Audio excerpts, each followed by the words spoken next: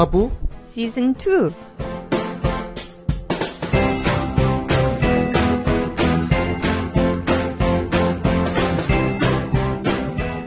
안녕하세요. 사주와 부동산 추선입니다. 오늘은 드디어 개포, 하도 말 많은 개포에 대해서 특별한 시간을 갖게 됐는데요. 오늘도 열심히 하겠습니다. 안녕하세요. 포인플렉스입니다. 저는 지난주에 추선님한테 감기를 옮은 것 같아요. 덩달아서 목소리가 이상해진 것 같습니다. 저는 오늘 별로 할 말이 없을 것 같은데 재미있게 경청하겠습니다. 안녕하세요. 한번입니다. 아직까지 분양시장이 죽었는 줄 알았는데 안 죽었더라고요. 주말에 모델하우스를 다녀왔는데 굉장히 북적거리더라고요. 모델하우스 나름 아닐까요? 어디 다녀오셨는데요? 김포 쪽에 갔는데 김포 한강 신도시가 이렇게 피가 거의 형성이 안 됐다고 들었는데 갔더니 엄청나더라고요. 이 여세를 몰아서 개포가 분양을 앞두고 있잖아요. 그래서 개포 단지들 한번 샅샅이 오늘 파헤쳐보는 시간 가져보도록 하겠습니다. 저희가 개포 전문가 최은희 대표님 오늘 모셨는데요. 궁금증 풀어보도록 하겠습니다. 먼저 저희 부사부 청취자분들께 소개 부탁드릴게요. 네, 안녕하세요. 저는 개포주공 1단지에서 중개업을 하는 개포부동산 최은희입니다. 개포주공 1단지면은 개포에서 제일 큰 단지네요. 네, 그렇죠.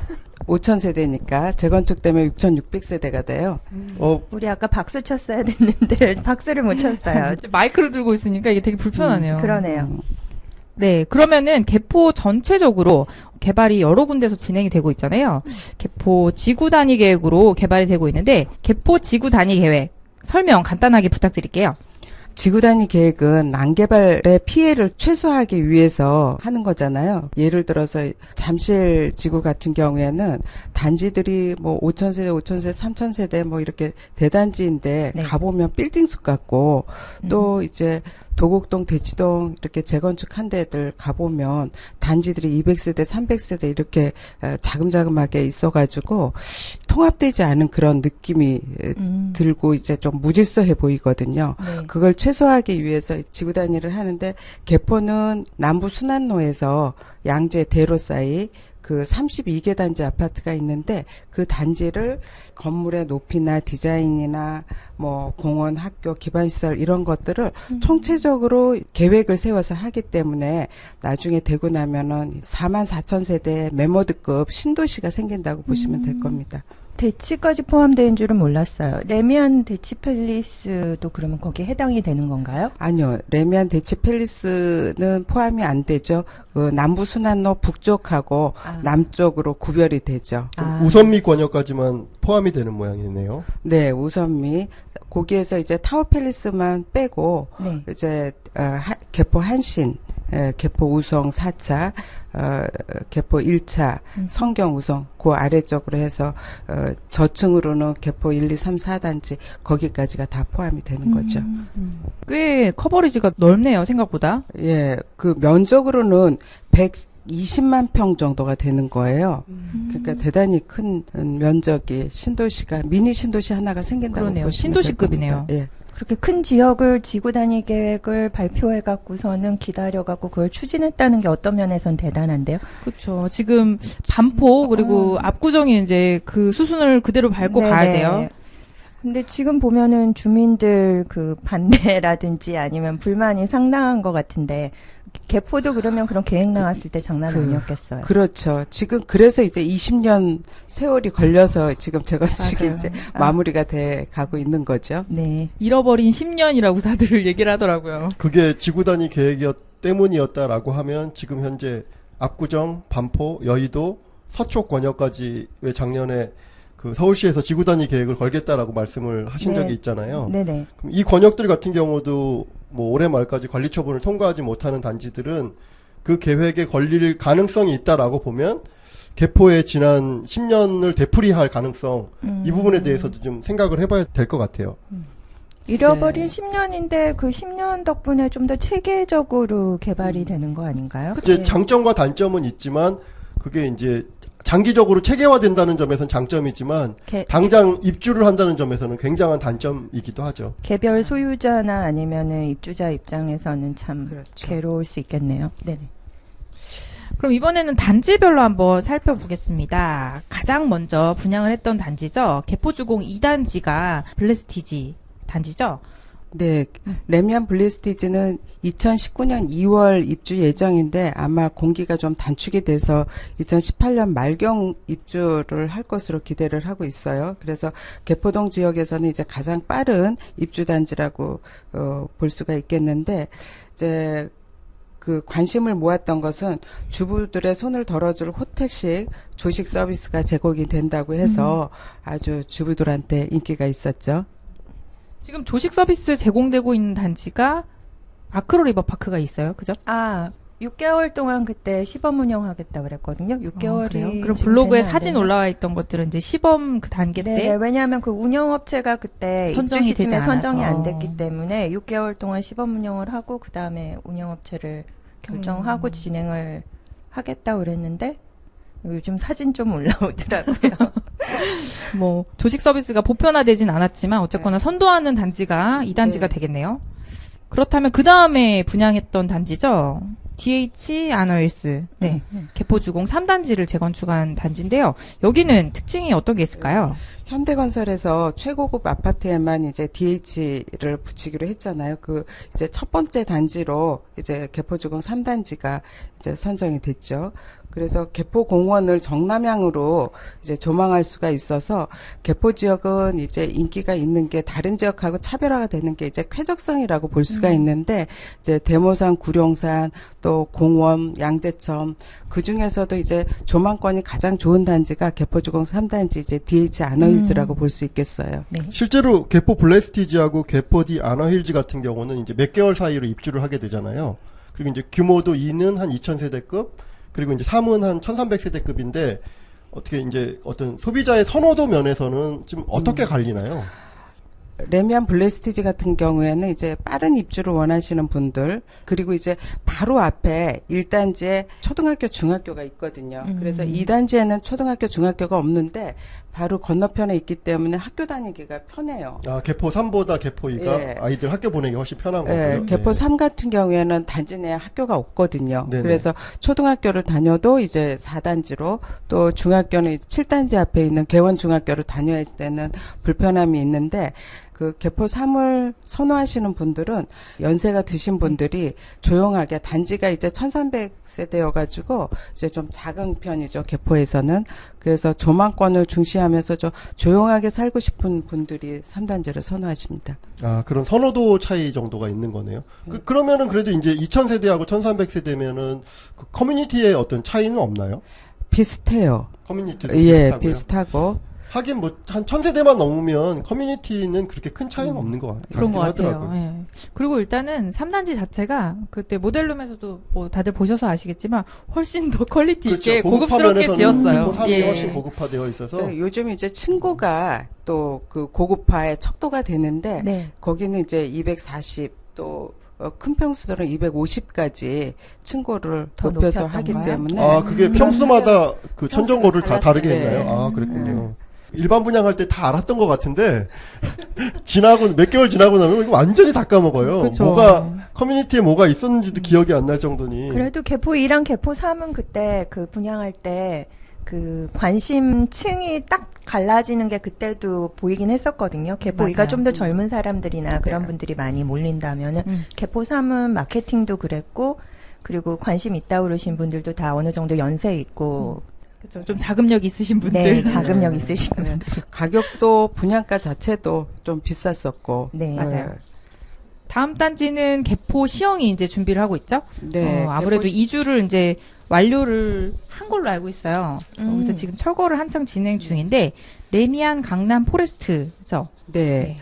말 그대로 이제 개포 시형은 포레스트라는 이름에 걸맞게 달토공원을 조합해서 50억을 들여가지고 리노베이션을 해요. 그래서 공원하고 단지하고 이제 연계를 시켜서 이제 그린 카펫이라는 그런 저기를 두고서는 하기 때문에 쾌적성에서는 아주 뛰어날 것으로 보이고, 그 다음에 이제 그 달토공원하고 구룡산하고 이제 에코브릿지를 놔가지고 이제 산에서 양재천까지 이어지는 그런 이제 특징이 있어서 시형 같은 경우에도 이제 또 그런 점을 이제 중시하시는 분들이 선호도가 있습니다. 이 부분이 그러면 개포 시형에서 기부 체납한 건가요? 아니면 시에서? 그렇죠. 돈으로 기부 체납을 한 거죠. 아. 그리고 에코브리지는 이제 3단지, 2단지에 있는 에코브리지는 두 조합에서 이제 반씩 나눠가지고 네. 부담을 하는 거고, 시형은 이제 그 달터공원을 조합에서 부담을 하고, 네. 에코브리지는 시에서 부담하고. 시형은 전체적으로 좀 입지가 다른 단지에 비해서 좀 처진다라는 그런 평도 있는데 거기에 대해서는 그 어떤 그러니까 다른 단지보다 약점이라는 거는 뭐 어쩔 수 없는 것 같고요. 거기에 비해서 지금 다른 강점이라고 하시면 지금 말씀하신 어떤 삶의 쾌적성이 더 보강이 된다 이렇게 받아들이면 될까요? 예, 그렇습니다. 그리고 한 가지 질문이 달터공원이라는 게 두 개가 있더라고요. 개포에. 맞아요. 저희가 지난주에 그러니까 판자촌 마을에 대해서 이야기를 했었는데 그때 언급되었던 달터 마을 같은 경우에는 다른 달터 마을 같더라고요. 이제 달리 불려져야 될 것 같아요. 아. 그래서 시형 쪽은 달터공원, 네. 거기는 이제 마을은 달터마을이라고 하는데 네, 이제 실제는 공원 이름은 개포공원으로. 네. 그러면은 다음 단지 한번 살펴볼게요. 조합에서 이제 진행하는 단지는 아닙니다만 올해 분양을 앞두고 있는 단지죠. 개포 8단지 말씀하시는 거죠? 네네. 개포 8단지 같은 경우는 올해 분양은 조금 어려워 보이고요. 내년으로 넘어가지 않을까 싶고 다들 아시겠지만 현대건설, 현대엔지니어링, GS에서 1조 2천억 원을 주고 매수한 그런 단지이기도 하죠. 기존의 공무원 단지이기도 하고요. 이름을 개포 DH4이라는 이름으로 가칭 지금 이름이 나왔어요. 그냥 건설회사 이름만 브랜드만 붙인 거네요. 일단은. 네. 근데 개포란 이름을 쓰네요. 적극적으로 이제. 엊그제 무슨 기사에서도 아까 언급하신 레미안 강남 포레스트도 가칭 개포 레미안? 레미안 개포 부른다고 기사에 소개된 걸 본 적 있었거든요. 바꿔 말하면 개포의 달라진 위상이라고나 할까요? 다들 단지명에다 개포를 넣고 싶어 하는 거죠. 분위기가 바뀌는 게 느껴지더라고요. 앞으로는 좀 이미지가 달라지기 때문에 개포 이름이 들어간 게 이미지 상승 효과가 있을 것 같기도 합니다. 네. 사실 개포 8 같은 경우는 저는 굉장히 관심 있게 보는 단지 중에 하나예요. 왜냐하면 제가 다들 아시겠지만 굉장히 게으른 성격 때문에 전철 초역세권을 중시하거든요. 그런 면에서 보면 개포 저층이 어떤 환경적인 면이 좋은 건 알겠지만 저같이 게으른 사람한테 이 많은 걸음을 요구하는 것은 저한테는 불편한 한 면이 있는데 근데 개포 5, 6, 7이 상대적으로 늦기 때문에 볼 수 있는 게 개포 8밖에 없다라는 거죠. 그러면서 이제 저는 상당히 관심을 두고 있는데 여기 같은 경우는 분양가는 어느 정도로 나올까요? 4,500 이상은 되지 않을까 조심스럽게 예측을 해봅니다. 그 땅 매수를 네. 왜 1조 2천억 원에 매수를 했잖아요. 네, 그렇죠. 그래서 비싼 땅 가격에 매수했다고 언론에 오르내리기도 네. 했는데 그때 4천만 원 이상은 돼야지 수익이 예. 나올 거다 이렇게 얘기들을 했었어요. 좀 그 이하로 나왔으면 좋겠네요. 하지만 희망사항으로. 네. 그러면 개포 8단지 같은 경우는 그 세대 구성이나 이런 면들은 좀 어떻게 되나요? 네. 이제 거기도 이제 35층 이하로 이렇게 짓게 돼 있고 18개 동으로 지어지는데 60제곱미터 이하가 266가구, 또 85제곱미터 이하가 950가구 해서 85제곱미터 이하가 68% 점인점이 아쉽다. 기대 보다 조금 아쉬운 점이라고 볼 수가 있겠고 좀 큰 평형의 프리미엄 단지를 개발할 것 같은 분위기였는데요, 작년에는. 그런데 그 주상복합으로 해서 조금 더 고급스럽게 짓는다고 그렇게 들었었는데 과거의 기존 단지가 85 이상이 40%, 그죠? 85 이하가 그렇죠. 60%였던 점을 생각을 해보면 여기는 이제 한 68%, 32% 정도 되는 비율이겠네요. 그러니까 중대형 평형의 비율이 32%면 기존의 40%보다는 약 8% 적은. 그렇네요. 근데 그렇게 보면은 기존의 어떤 그런 단지보다 어떤 고급화? 지역에서의 어떤 주도적인 역할을 해나가려면 대형 단지의 어떤 비율이 높아야 되기 때문에 그런 면에서는 좀 아쉬운 점이 있나요? 조금 남는. 소형당 4,500을 받으려면은 어느 정도 고급화가 진행돼야 될 것 같은데. 그러게요. 3단지 같은 경우에도 네. 이제 비율은 이거보다 소형이 더 많았었거든요. 그런 점을 생각을 한다면은 차별화를 시켜버렸죠. 그리고 여기는 이제 자체 개발이고 재건축을 하면은 아무래도 조합원들의 어떤 부담금 때문에 네네. 최고급화로 조금 약점이 있는 반면에 여기는 자체 개발을 하기 때문에 네.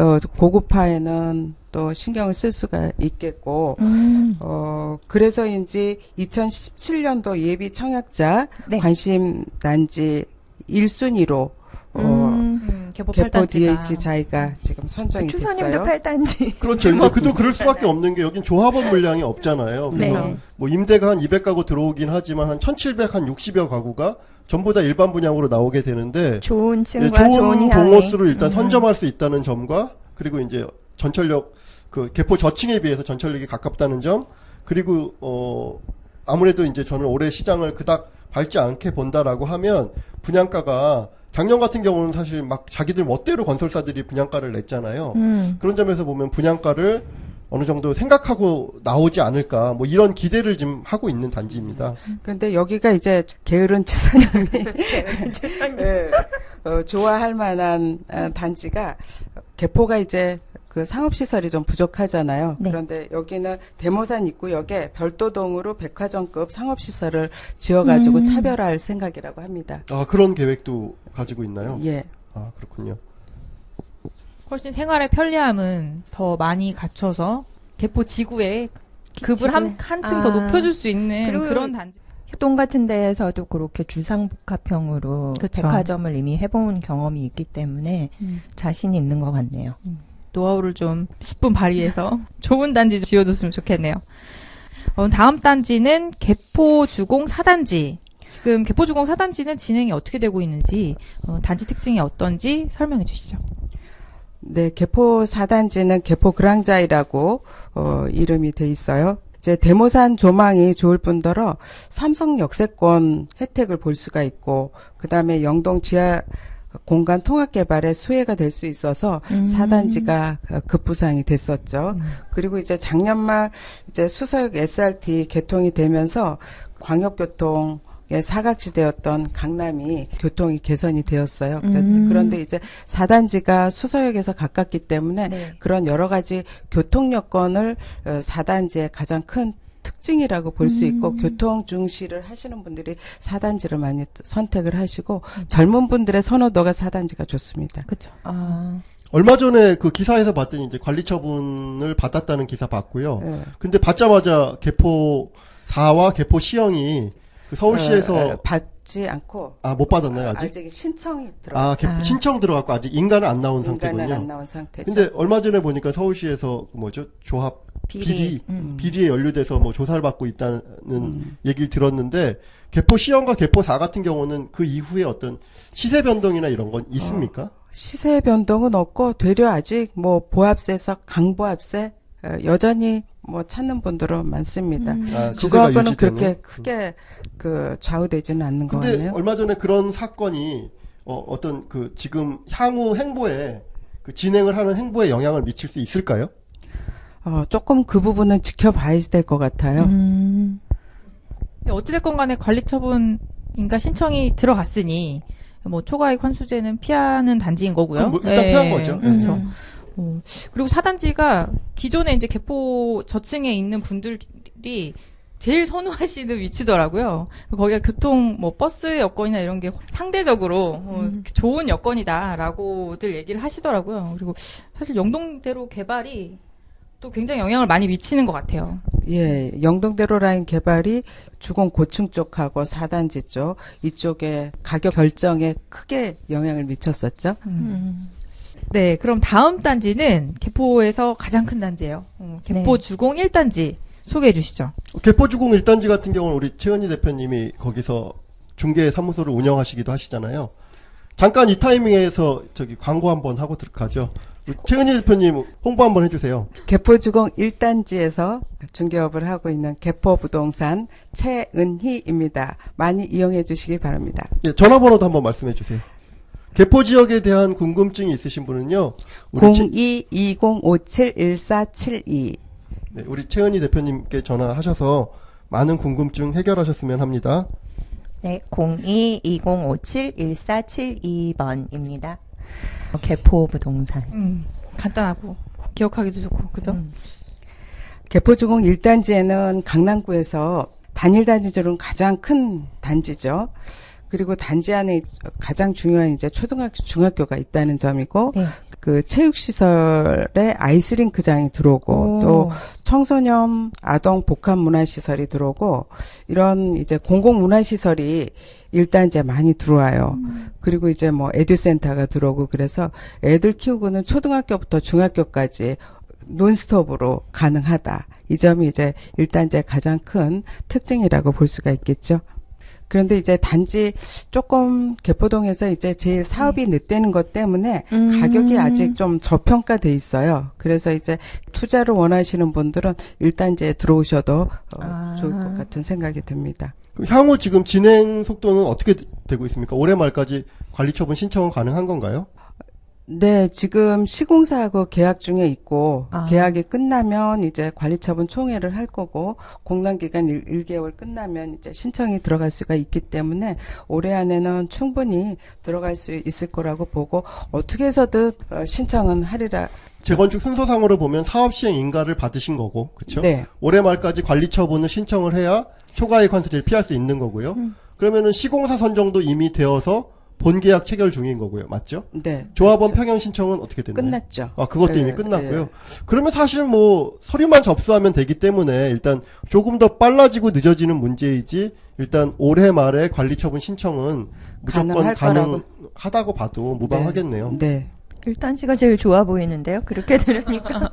근데 작년에 사업시행인가 받기 전에 굉장히 많이 올랐어요. 1단지가. 다른 단지들에 비해서. 그죠?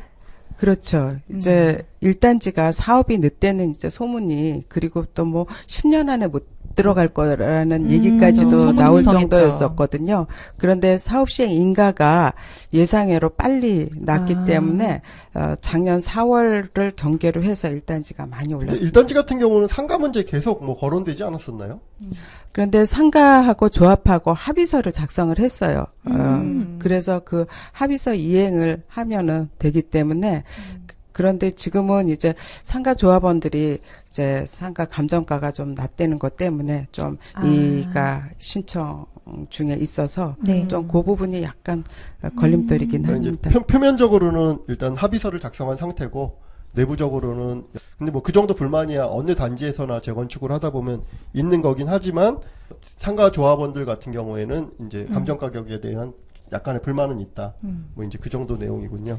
개포단지들이 상가 때문에 다들 굉장히 고초를 많이 겪었어요. 그래서 사실 얼마 전에 3단지도 법원에서 판결이 났다. 뭐 이런 소식이 있었는데 그 내용도 좀 전해주시죠. 상가 쪽에서 이제 공사 중지 요청을 했었죠. 그랬었는데 지금은 계속 공사 중이고 상가 쪽에서 승소가 된 상태로 알고 있습니다. 위치를 약간 변경해달라는 소송이었었죠.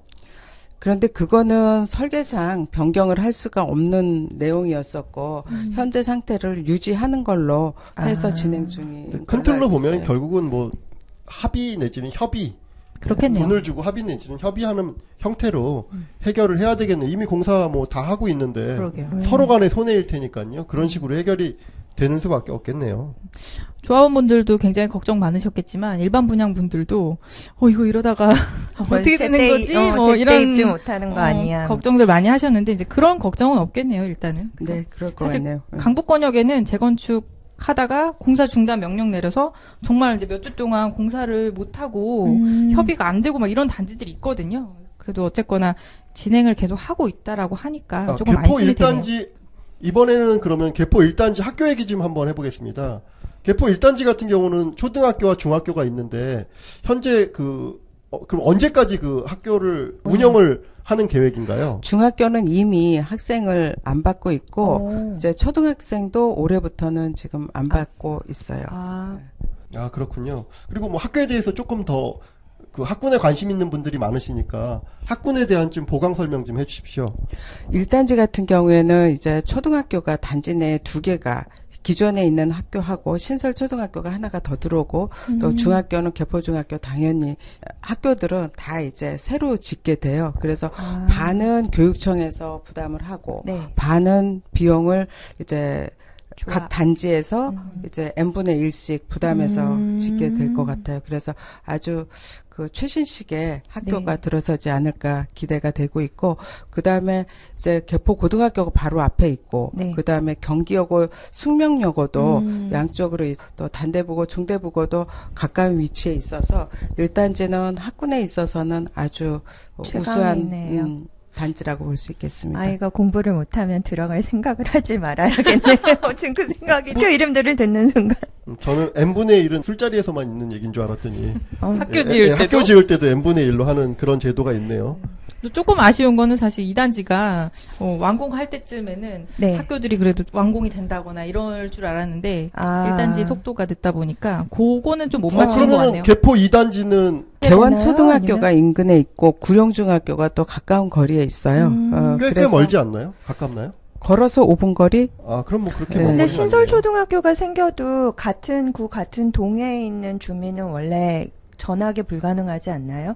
지금 예를 들어 2단지에 내년 말이나 내후년 초에 입주해서 그 인근에 있는 초등학교를 다니던 학생들이 혹은 중학생들이 그 이후에 1단지가 재건축이 돼갖고 새 학교가 신설이 돼도 글로 전학을 못 가는 거 아닌가요? 그거는 어쩔 수 없는 상황이어서 인근 학교 배치가 우선이어서 네. 아마 초등학교는 이제 그런 식으로 배려를 해줄 왜냐하면 수 이게 있을까요? 오픈하자마자 음. 그 고학년들은 아예 그러니까요. 없잖아요, 인원이. 예. 그래서 이제 그걸 또 맞추려고 아마 할 겁니다. 이게 개일초등학교가 과밀이 될 거라서 엄마들이 굉장히 걱정이 많거든요. 그래서 뭐 그런 부담을 또 이제 민원을 통해서 막 제기를 하면 또 다시 신설초등학교로 배정이 된다거나 하지 않을까 그런 생각이 들어요. 학교를 교육청하고 각 조합에서 n분의 1씩 부담을 하기 때문에 학교가 이제 신설초등학교, 중학교는 도로변에 있거든요. 단지 안에 있는 게 아니라.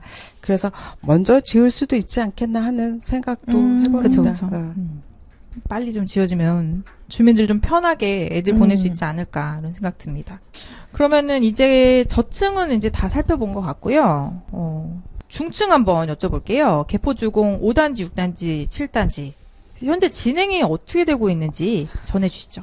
5단지하고 6단지, 7단지는 이제 별도로 가고 있잖아요. 그래서 각각 이제 정비구역 신청을 했는데 네. 두 군데 다 지금 보류가 된 상태예요. 그런데 이제 그 고무적인 거는 5단지나 6단지, 7단지 조합원들이 다른 단지처럼 조합원들 간의 이해관계가 첨예하지 않다는 거예요. 그래서 이제 관리관청에서만 빨리 허가를 내준다면은 여기 주공 고층 쪽은 또 빨리 갈 수도 있는데 관건은 이제 관리관청의 허가가 문제죠. 강남구청은 근데 재건축 팍팍 밀어주는 분위기 같은데요. 하지 구청에서는 빨리 해주려고 하지만 네. 결국은 서울시거든요. 아, 시는 또 정비구역 그쵸. 지정이라든가 뭐 건축심의 이런 거는 네네. 서울시 관할이기 때문에 5단지 그리고 6, 7단지 이렇게 나눠서 하는데 선호도는 좀 어떨까요? 예전에는 이제 5단지가 선호도가 더 좋았어요. 5단지가 평지에다가 또 지분이 약간 많고 또 바로 앞에 이제 상업 지역이 있어서 이제 생활하기 편리해서 그랬었는데 최근에 이제 역전 현상이 벌어졌어요. 그래서 7단지가 지금 가격이 높게 형성되면서 선호도가 높아지고 있는 게 왜 그런 영동대로 라인하고 아무래도 삼성동 교통 여건이 네네. 7단지 가격을 끌어올리는 견인차 역할을 하고 지역 있는 것 호재가 같아요. 또 작용을 하는군요. 게으른 사람들이 많아서 그래요. 저처럼 게으른 사람들은 교통 호재가 최고이거든요. 또 7단지가 이제 그 개포 8에 대모산 입구역 백화점급 이제 네. 상업시설이 들어오면은 이제 그런 점도 편리하게 되고 그래서 앞으로 조금 더 선호도가 좋아지지 않을까 하는 생각을 근데 합니다. 개포 고층에 대한 접근은 두 가지 관점에서 봐야 될 것 같아요. 이제 첫 번째는 개포 1, 2, 3, 4, 8까지 해서 쏟아내는 물량이 만만치 않기 때문에 이 물량이 어느 정도 정리되는 시점에 진행이 되어야 한다라는 점. 그리고 두 번째는 올해 말까지 초과이익 환수제가 만약에 부활한다라는 전제를 깔면 사실 그동안에 조금 속도가 빠르고 늦고 이거는 도토리 키재기가 되는 거죠. 초과이익 환수제 앞에서 내가 조금 더 키가 크다고 자랑을 해봐야 굉장히 무의미하기 때문에 이제 그 두 가지의 향방을 보면서 매수를 결정해야 되는 단지가 개포 고층 단지인 것 같습니다. 개포 중층 단지를 조금 더 소개를 하자면은 네네. 음마 31평 기준으로 네. 대지 지분이 14평이잖아요. 네. 그런데 주공 5단지는 31평에 18.75평이에요. 그래도 대지 지분이 상당히 많아서 네. 이제 사람들이 이제 수익성이 좋다 이렇게 보고 있죠. 그럼 실제적으로 나중에 추가 부담금이나 이런 거는 상당히 적게 들어간다라고 예, 볼 수 이제 있는 건가요? 같은 평형으로 이제 수평 이동을 할 때는 돈을 이제 좀 되돌려 받을 수도 있다 이런 소문 때문에 가격이 많이 올랐어요. 역시 가격은 선반영되는군요. 중층 단지들이 아직 사업 초기인 것에 반해서 나라에서 이제 진행하고 있는 인근의 구룡마을 관련된 뉴스 저희가 지난 시간에 소개해드렸었어요. 구룡마을 개발 인근 개포지구에는 어떤 영향이 있을까요? 아무래도 긍정적인 영향이 있겠죠? 그렇죠. 무허가 판사촌이 이제 새 아파트들로 들어서게 되면은 네. 이제 주변 환경이 깨끗해지니까 같이 윈윈이 된다고 봐야 되겠죠. 그러면은 이번에는 지역 편가르기여서 조금 민감한 것 같긴 한데요. 개포 지역이랑 그 인근에 이제 대치 지역이랑 그러니까 저희가 위상이라고 여쭤보면 좀 논란이 있을 것 같고 어디가 수요가 더 많을까요? 이렇게 여쭤보면 조금 덜할까요? 어디가 수요가 더 많을까요? 우선은 이제 재건축이라는 거는 속도가 돈이잖아요. 네. 그런 걸 보면 이제 개포동 쪽이 지금은 관심을 가져야 될 지역이라고 볼 수 있을 것 같아요. 그런데 이제 개포지구가 이제 지구 단위 계획으로 해서 이제 신도시가 돼서 우선미까지 재건축이 다 완료가 된다 그러면 아무래도 우선미 쪽이 더 이제 지역적으로는 좋다고 볼 수가 있겠죠. 그래서 지하철, 교통, 이런 거라든지. 학원가, 양재천변, 수변, 그런 위상들이 아무래도 좋죠. 그렇죠. 산을 좋아하시는 분들도 있지만 또 물을 좋아하시는 분들은 굉장히 선호하세요. 네. 특히나 강남에서 물을 남쪽에 두고 볼 수 있는 데가 별로 없거든요. 그러니까 그게 지금 이제 최은희 대표님 말씀에는 전제가 깔린 거잖아요. 다 되냐. 만약에 대치가 된다면. 근데 이제 문제는 언제 되냐는 문제가 남아 있는 거죠. 저도 비슷한 생각을 지금 하기는 했었거든요. 왜냐하면은 일산 신도시가 작년에 마지막 프로젝트가 완공이 됐잖아요. 원시티? 맞아요. 그렇게 보면은 규모가 어마어마해요, 개포는 거기가. 이제 시작일 따름인데 이게 대치, 개포 1원까지 전체가 다 깨끗하게 탈바꿈하려면 도대체 몇십 년이 필요한 건지 그런 생각이 들긴 하더라고요. 근데 사실 우리가 불과 2년 전으로만 시간으로 되돌아가도요. 대치와 개포의 위상이 어땠는지를 한번 생각을 해보세요. 대치 쪽에서 개포를 약간 낮게 보는 그런 면이 있었는데 물론 지금도 그런 일부의 눈총이 없는 건 아니지만 작년에 일반 분양을 거치면서 그 위상이라는 거는 굉장히 높아졌거든요. 저는 이 위상은 다시 한번 입주를 하게 되면 또 바뀔 거라고 생각을 하고요. 대치 쪽에서 저렇게 지금 재건축을 하지 않고 있다가는 개포한테 대치의 위상을 넘겨줄 수도 있다. 물론 지역적으로 교통적으로 대치가 좋은 곳이고 훨씬 더 유리한 입지를 가진 곳인 것은 분명하지만 지금처럼 재건축을 추진하지 않으면 결국은 좋은 단지들이 들어와서 거기에 맞는 전세입자들이나 어떤 그런 여건이 형성되고 그리고 문화, 쇼핑 이런 여건들이 조성된다라고 하면 그 힘은 개포한테 넘어갈 수도 있다. 저는 이렇게 생각이 들거든요. 네, 그래서 작년에 제가 이제 블레스티지 분양하기 전에 네. 제가 대치 도곡 쪽을 좀 시장 조사를 했었어요. 그래서 이제 개포동을 어떻게 보는지 중개하시는 분들이 네. 그랬더니 그때 이제 도곡 렉슬이 12억 원대였었거든요.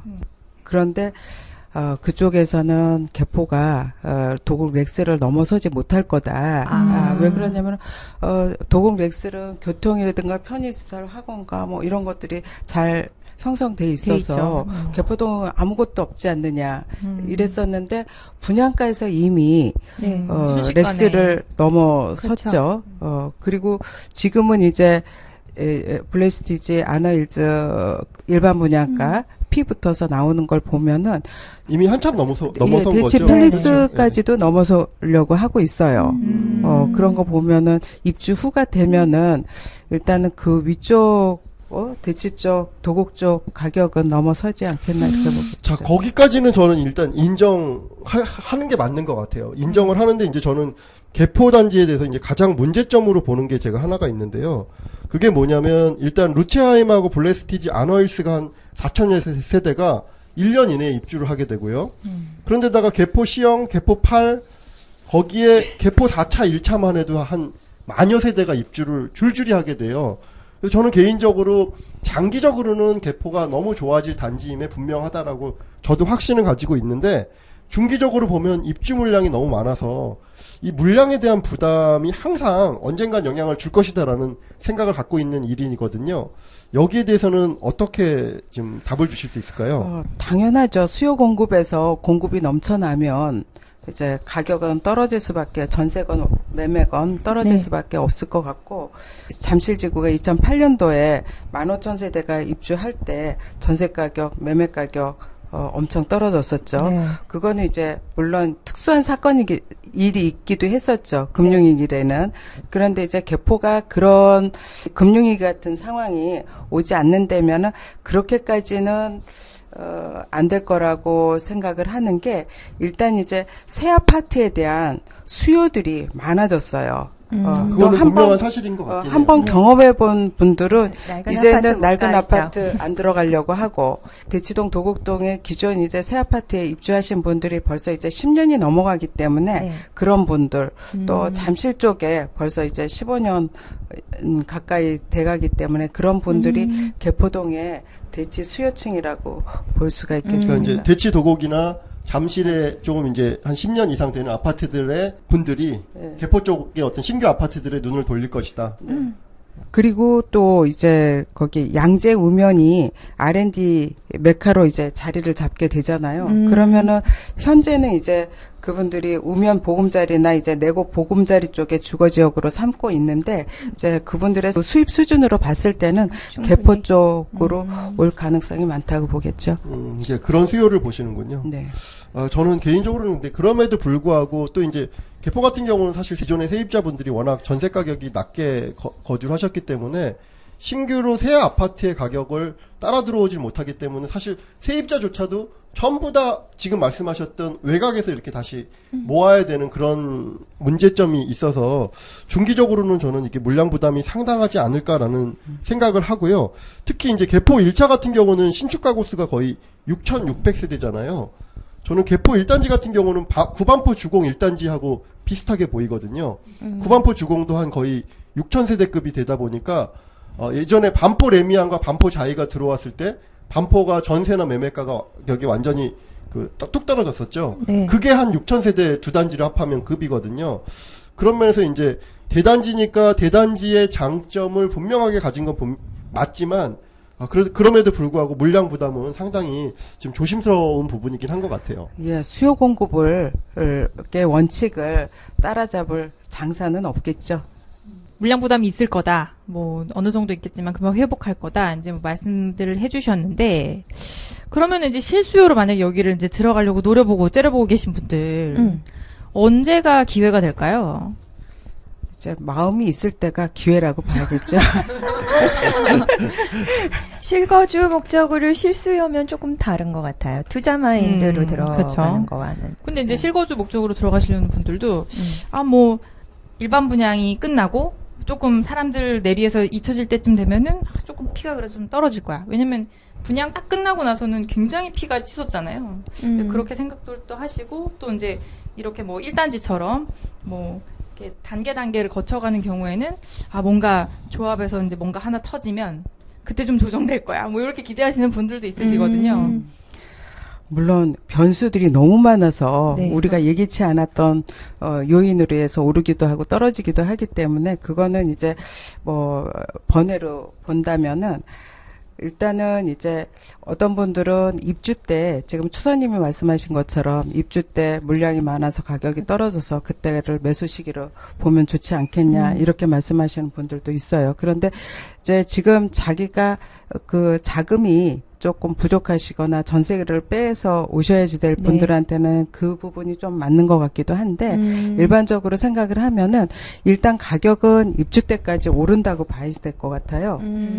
그런데 입주 때 가서 조정을 받는다고 해도 1억에서 2억 정도 빠진다고 가정을 하면 현재 사는 게 그래도 싼 가격이다. 그쵸. 어차피 이제 올랐다가 빠지는 네. 거니까. 꼭지와 바닥을 뭐 정확하게 알고 매도하고 매수할 수 없으니 뭐 대략적인 가격을 특히나 실 입주자라고 하면 너무 민감하게 또 가격에 반응할 필요는 없긴 하죠. 사실 이제- 그런 계산 좀 했었거든요. 이제 블레스티지 뭐 2년 지나서 일반 분양분이 뭐 일반 가세가 되고 양도세 일반 가세가 되고 취등록세 내기는 또 취등록세도 10억만 해도 3,300만 원이더라고요. 3,300. 그리고 이제 뭐 중도금 이자 후불제니까 그 이자만 해도 또 한 2,300만 원 돈 돼요. 그래서 입주하기 직전에 좀 괜찮은 물건들 금매가 쏟아지지 않을까 약간 이런 생각들 했었거든요. 그거 어떻게 생각하세요? 그거에 대해서는 뭐 한 2, 3천 정도? 뭐 이 정도 2, 3천 정도. 부담이 되기 때문에 피 오르는 거에 비하면은 또 사실 아무것도 아니라고 봐야 될 것 같아요. 그렇네요. 예, 그런데 매도자들 입장에서는 시간이 지나면 프리미엄은 오른다라는 믿음이 생각을 있나요? 가지고 있어요. 근데 지금 한번혜님이 말씀하신 것처럼 그냥 시장이 뭐 상승이나 하락의 전제를 둔 게 아니라 어떻게 평평하게 간다라는 전제를 깔면 사실 분양권을 매도하시는 입장에서는요, 왜 2년이 지나면 일반 과세로 전환이 되잖아요. 그럼 세금이 주는 6에서 거죠. 38%로 뚝 떨어져 버리기 때문에 2년이 지나가지고 입주 전이 아주 그 매도하기 좋은 타이밍이거든요. 그쵸. 그러다 보니까는 아크로 리버파크 같은 경우도 그 당시에 물건이 2년 딱 지나는 시점에 좀 나왔던 것 같아요. 그래서 이제 상승을 전제로 한다라고 하면 지금이라도 사야 되지만 꼭 그렇게 보지 않는다라고 하고 또 분양권을 사신다는 관점에서 보면 2년부터 입주 전까지를 분양권을 노리면 상당히 좀 다른 때보다 저렴하게 살 수 있다. 그러니까 물건은 많이 나왔지만 그때 가격이 떨어졌나요? 경험이 없어서 저희는. 그때는 그러니까 뭐 이제 시장이 전체적으로 계속 오르기는 했지만 일시적으로 이게 특별한 호재가 있지 않다라고 하면 그 시점에는 조금 떨어지는 건 맞거든요. 아크로 리버파크는 안 떨어졌어요. 예. 근데 이게 그때 선택의 폭은 좀 넓었던 것 같아요. 그런 선택의 상대적으로. 매물은 많았는데. 아니 제가 네네. 지금도 기억이 나는 네. 게 그게 딱 2년이 되면서 일반 과세로 전환이 되면서 네. 물건들이 상당히 많이 나왔어요. 네네. 그리고 입주 전 2, 3개월 전에 바짝 오른 것 같아요, 가격이. 그게 사실 뭐 매도하는 사람 입장에서는 이게 내가 피가 오르지 않아도 일단 세금에서 세이브되는 게 상당하기 때문에 그때 거기서 벌써 몇 천이 뭐 그것도 있고 그때 저도 살까 하고 봤었기 때문에 근데 괜찮은 게 나왔다 싶으면은 이미 팔렸대요. 한 1시간 고민하고 연락하면 이미 팔렸고 뭐 또 다른 거는 괜찮다 그러고서는 저거 진행해 주세요 그러면은 매도자가 다시 걷어들여 갔대요. 그런 식으로 그러니까 미리 최은희 대표님한테 전화해서 캠포는 그렇죠. 메모를 단단히 받아 놓으시는 게 그러니까 일반 분양 이제 동호수가 지정이 되니까 거래가 엄청 힘들더라고요. 왜 그러냐면은 가격이 맞으면 이제 동호수가 마음에 안 들고 네. 이제 동호수가 마음에 들면은 매도자가 가격을 올리거나 네. 물건을 회수하거나 그래가지고 아주 거래하기가 힘들어요. 그렇죠. 그래도 이제 물건이 많이 풀리면 물건의 힘으로 이제 양으로 거래를 하면 되니까요. 일반 분양분 얘기를 해봤는데요. 그러면은 조합원 분이랑 한번 비교를 해볼게요. 조합원 분이랑 일반 분양분이랑 장단점 어떤 게 있을까요? 지금 2단지, 3단지만 이제 일반 분양권이 전매가 가능하고 그렇죠. 이제 이후는 이제 전매 가능한 단지들이 없어요. 그래서 그러네요. 일반 분양분 2단지, 3단지 그것들이 이제 희소 가치가 있어서 몸값이 귀해지지 않을까 하는 그러네요. 생각도 해봐요. 그런데 지금 이제 조합원 분하고 일반 분양분하고 매물 나온 거를 비교를 해보면 이제 초기 자금이 적게 드는 점을 감안한다면은 일반 분양분을 사는 것이 더 좋고 또 가격도 그 전에는 작년만 해도 조합원분이 가격이 훨씬 쌌어요. 그런데 지금 조합원분 가격들이 지금 올라가지고 이제 일반 분양가하고 이제 가격이 거의 엇비슷해졌거든요. 그래서 예를 들어서 레미안 블레스티지 40평형을 보면은 조합원분 22평 가격이 15억이거든요. 그런데 추부금이 1억 8천이에요. 그럼 16억 8천인데 초기 자금은 2주비 3억 8천에다가 추가 부담금 30% 내서 이제 4,800을 하면은 초기 자금이 11억 6,800이 들어가거든요. 11억. 그런데 일반 분양분은 분양가가 15억 4,900에다가 피가 1억 3,700 붙어서 16억 8,600에 이제 거래가 됐어요. 그러니까 그런데 비슷하네요. 가격은. 초기 자금 은 이제 계약금 10% 1억 5,490만 원에다가 피 1억 3,700이면은 2억 9,190만 원이면 되니까. 훨씬. 그래서 저희 손님이 이제 일반 분양분하고 조합원분 비교를 하시다가 일반 분양분을 매수를 하셨어요. 근데 블레스티지는 그렇지만 아너힐스는 중도금 대출 안 되는 거죠? 그렇죠. 네. 그래서 뭐 일반 분양이라고 해도 그 혜택이 별로 없는 중도금 대출이 안 되다 보니까. 그러네요. 그래도 이제 초기 자금이 적게 들어가면서 이제 분할해서 내니까 분할해서 낼 수 그것도 있잖아요. 조금 부담은 적을 수가 있는데 그러니까 하긴 4개월 사이에 4개월 1억 5천씩, 사이에요. 1억 5천씩 벌면 되니까.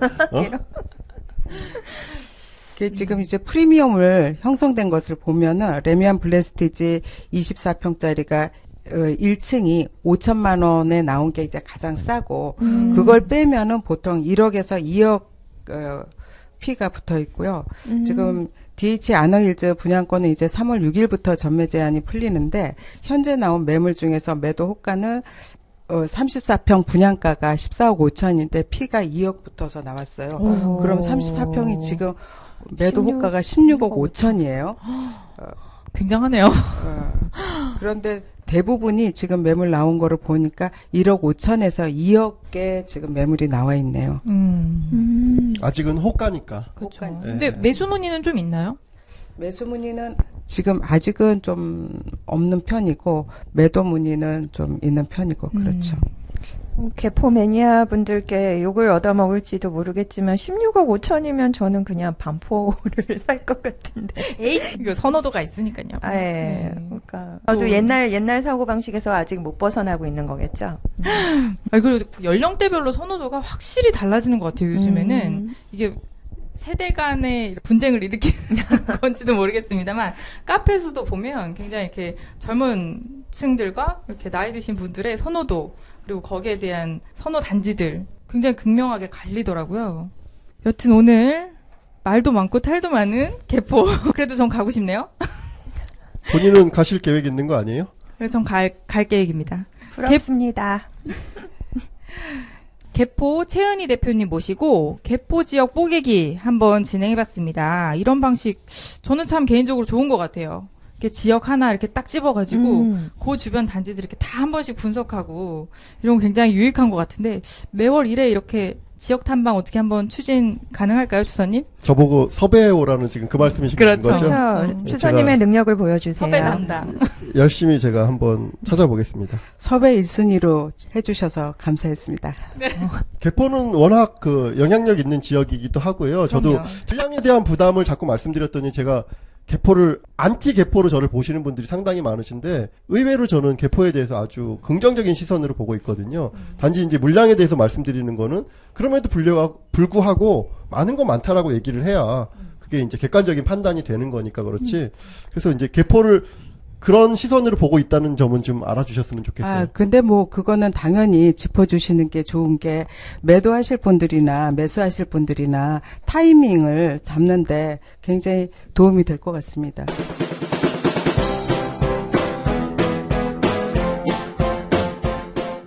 오늘 방송 어떠셨나요? 이번에 개포 지역에 대해서 한번 집중 분석을 해봤습니다. 저희가 아무래도 이제 뭐 활동하시는 지역들이 다 다르고 하다 보니까 개포 현장에서 직접 발로 뛰시는 분을 한번 초대를 해서 현장의 소리를 한번 들어봤습니다.